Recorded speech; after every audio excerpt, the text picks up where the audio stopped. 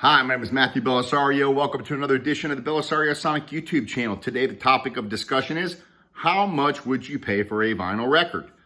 So in the comments down there, if you guys wouldn't mind leaving, telling me how much is the most you've ever paid for a single album, not box sets or anything like that, but for a single album, whether it's a double album or single album, whatever, if it's one record or two records, but I mean for one record. So what's the most you've ever paid for a version, whether it's a reissue or it's an original pressing, a special pressing that you're looking for, maybe a pressing that only so many of them were made, there was a mistake made on the album cover printing or whatever. I'd love to know what's the most you've ever paid for that particular record.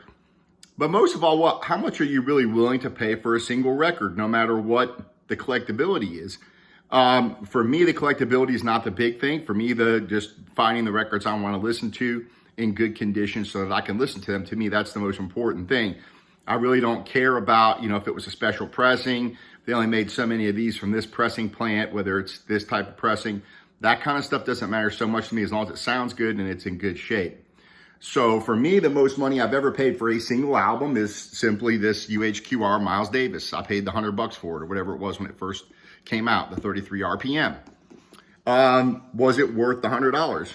Yeah, but for me, for this particular record, I'm a big fan of this particular record. And yeah, it's one of the few records though that I would probably pay this kind of money for.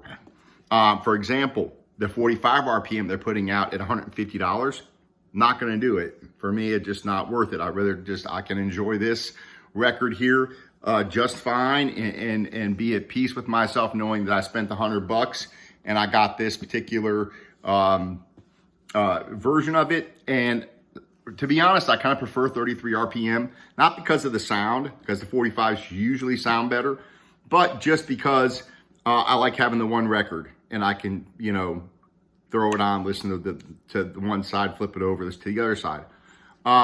And then I don't have to change the belt on one of my turntables that I have to change on to put it to 45 RPM. And I do have one of the other turntables that I have that has the actual switch on it. So not a big deal, not a big factor, but all things being equal, I usually won't pay a lot of extra money for the 45 RPM, but they do sound really good. And I've got several of them that I'll show you. But I want to talk a little bit about, because I saw this video today that talked about how expensive all these classic rock records, that people are paying all this money for classic rock records, Fleetwood Mac records, just classic rock records. They are a dime a dozen. They made millions of them, and you can find them very easily.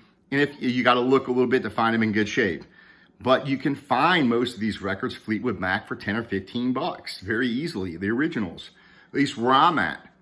And if I go on to Discogs, it seems that the prices are falling off a little bit. Now, maybe not a lot, but they are generally have been in decline for the past couple of months. I did a video about that, the value of records and Discogs. And since I've done that video a couple of weeks ago, they've dropped further. So you're looking at I have 830 records logged into Discogs. And on the low side, it's about a 3% drop over the past month and a half. It's about a 1% drop on the medium price. And on the high price, it was about just under 0.5% drop. So not a huge drop, but the prices are starting to soften from what I'm seeing. And with the economy being the way it is, thinking back to what my parents used to tell me when I used to collect baseball cards and football cards and different things I collected when I was a kid, in my teenage years even, and they would say, you can't burn your baseball cards in your gas tank. You can't eat your baseball cards. Same thing with these. You can't eat them. You can't survive on them. You can't fill your gas tank up with them. You can't heat your home with them. They're probably pretty toxic if you try to burn them.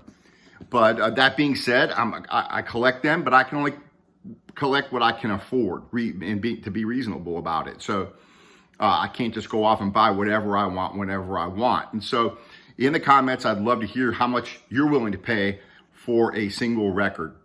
And you can put on there if it's a reissue or some special collectible record that they only made 1,000 of, or if it's a special pressing of one of your favorite jazz records or classic rock records. I'd love to know.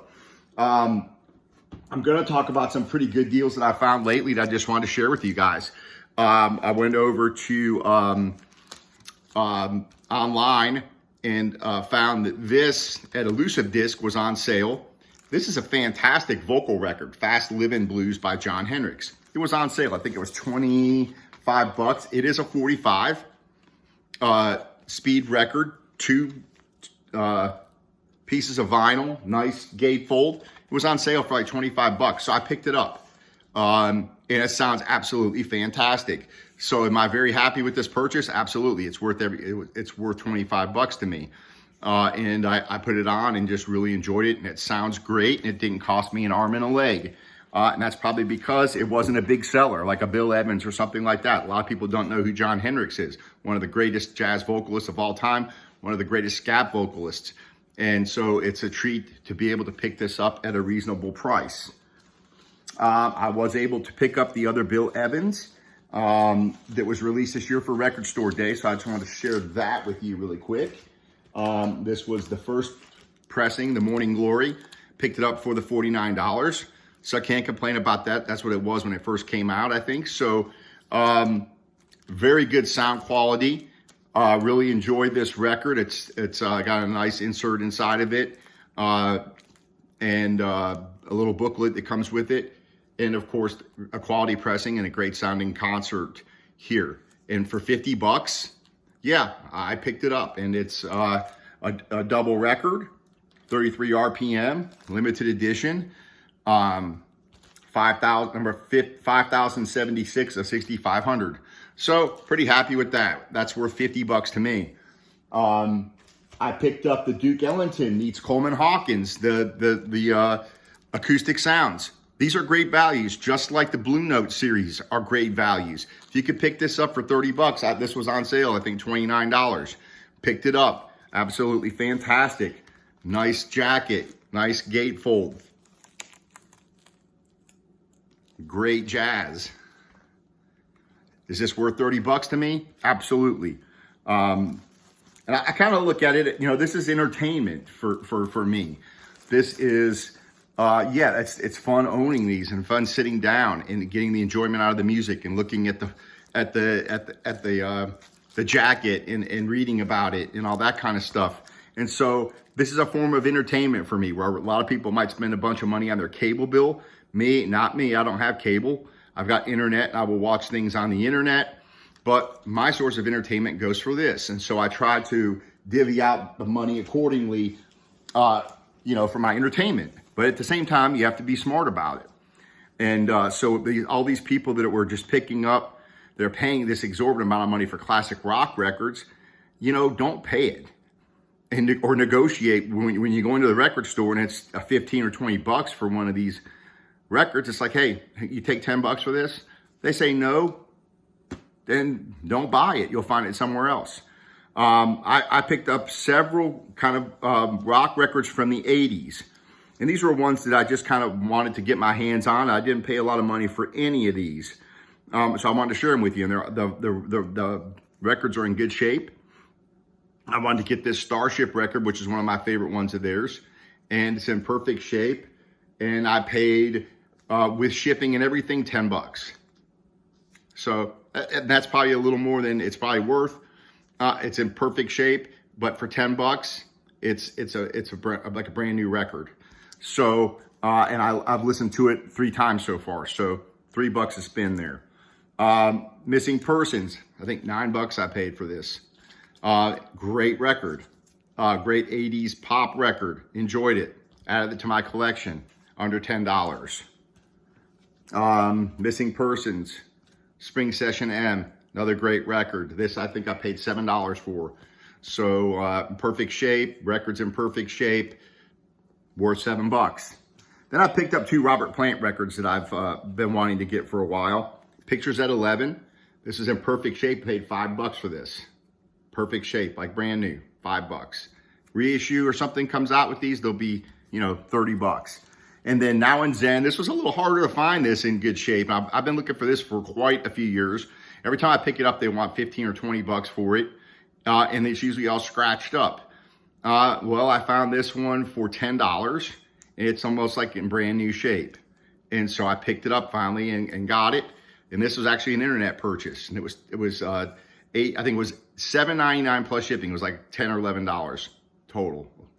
So, yeah, so there you go.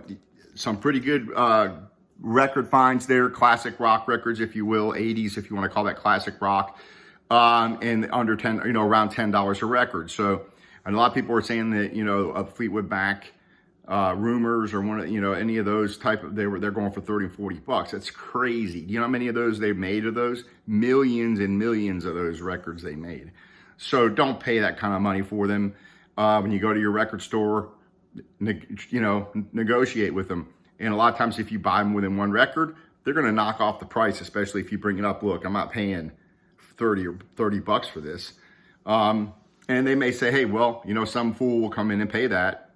So be it. But I think if more people start doing that, more people just start saying, I'm not paying that much for this record, and the prices are going to come down further. So I think right now is still a good time to be collecting records, but I also think you have to be prudent and have to understand that just, these are records.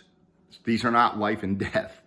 These are something that you collect for your entertainment, and you put on and listen to your records and enjoy them, and just don't pay too much for them. And especially if you can't afford them, you have to sit down and make a budget and figure out. And it's hard for me because there's so many that I want right now.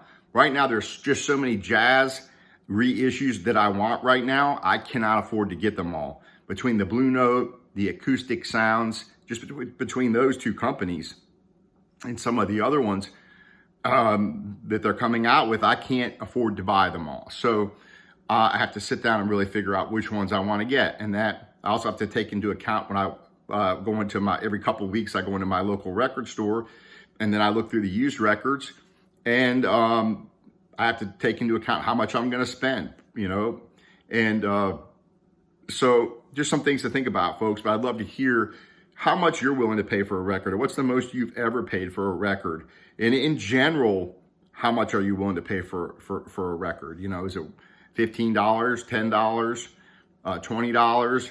Reissue versus an original, things like that. So I'd love to hear your thoughts on that. All right, we'll see you next time, and take care.